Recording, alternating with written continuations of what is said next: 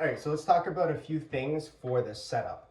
So if you're not ready for a setup in a tournament, even if you're stronger than the other guy, more technically proficient, if you're not ready for the setup, you can get beaten. So this is a really important part of your arm wrestling game that people don't talk about enough. So number one, there's going to be people on the table that are going to be taking everything that they can.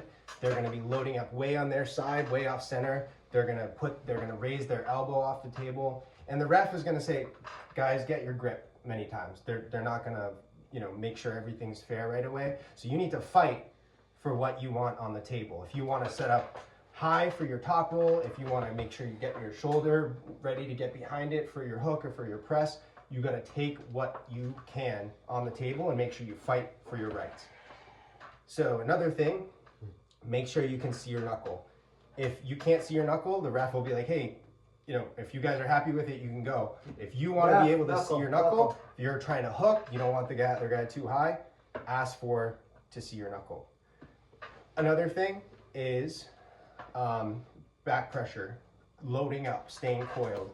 I've been in a tournament before where the guy was literally pulling me across the table and the ref didn't say anything. I'm like, ref, what's going on? He's pulling me across the table. And he said, hey, you have to match the back pressure.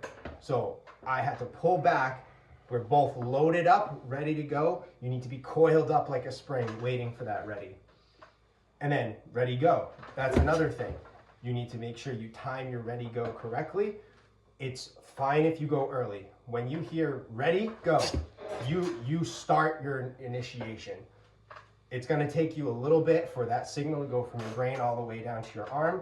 So when you hear, if it's a ready, go, sometimes it's just a go.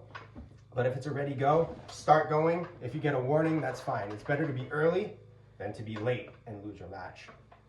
Finally, I would say be respectful to your opponent, be respectful to the ref. That's important. Take what you need on the table, but it's also important to be respectful because you want that ref to be on your side. You want them to be your friend. You want them to be, they want you to come back. And you also want to make sure at the end of every match, before you start, say hello to your opponent, give them that handshake, the arm wrestler's handshake before you set up, and you're going to have a good tournament and without as many disappointments during that start and that ready go.